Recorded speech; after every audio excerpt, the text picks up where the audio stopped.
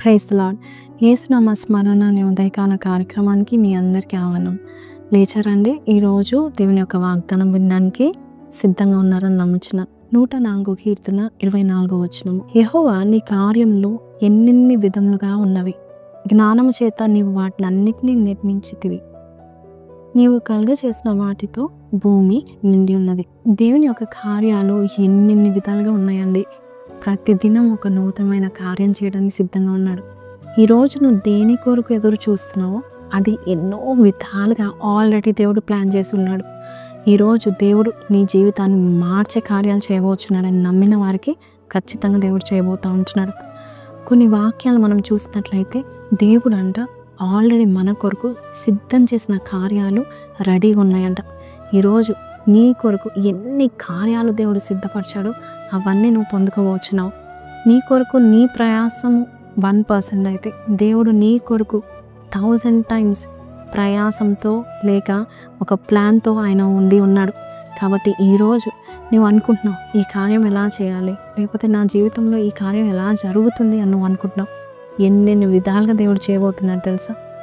నేను చిన్నప్పుడు మ్యాథ్స్ చదువుకునేటప్పుడు నా కాలేజ్ టైంలో మ్యాట్రిసెస్ అనేది ఒక సబ్జెక్ట్ ఉండేది మ్యాథ్స్లో.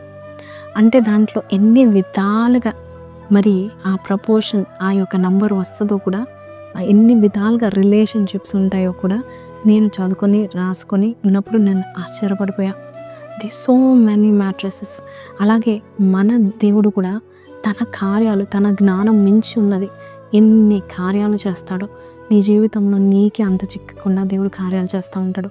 ఆయన జ్ఞానము చాలా గంభీరమైన జ్ఞానం, అధిక జ్ఞానం కలిగిన దేవుడు, అధిక వివేకి కలిగిన దేవుడు. ఈరోజు నీకు కార్యాలు చేయబోతున్నాడు.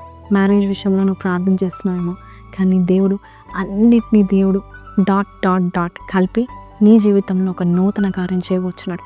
లేక బిజినెస్ గురించి, జాబ్ గురించి, నీ ఫ్యామిలీ లైఫ్ గురించి ఎలా చేస్తావు ప్రభా, ఎంత మనిషిని ఎలా మారుస్తావు అని నువ్వు అనుకుంటున్నావు.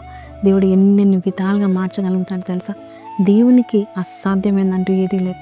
నువ్వు నమ్ముతున్నా నీ జీవితాన్ని దేవుడు ఎంత బాగుగా చేసి అందరికీ కొండ మీద ఉన్న పట్టణం వల్లే దేవుడు నిన్ను చేయబోతున్నాడు. ఆయన కార్యాల కొరకు ఎదురు చూడండి, ఆయన కార్యాలు ధ్యానించండి.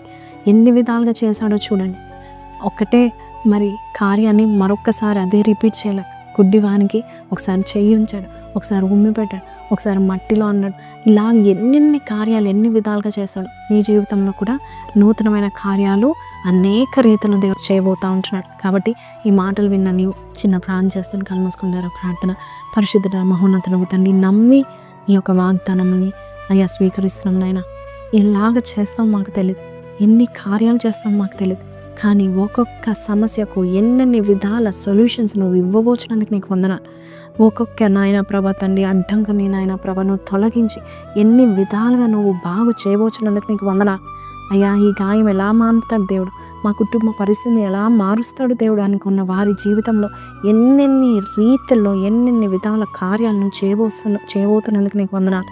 ప్రతి బిడ్డ జీవితాన్ని నువ్వు మలిచి ఈరోజు ఈ వాగ్దానం విన్న వారి యొక్క జీవితంలో గొప్ప కార్యాలు, అనేకమైన కార్యాలు చేస్తూ ఉన్నాము. యేసు పరిశుద్ధ నామములో వేడుకుంటున్నాం తండ్రి, ఆమేన్.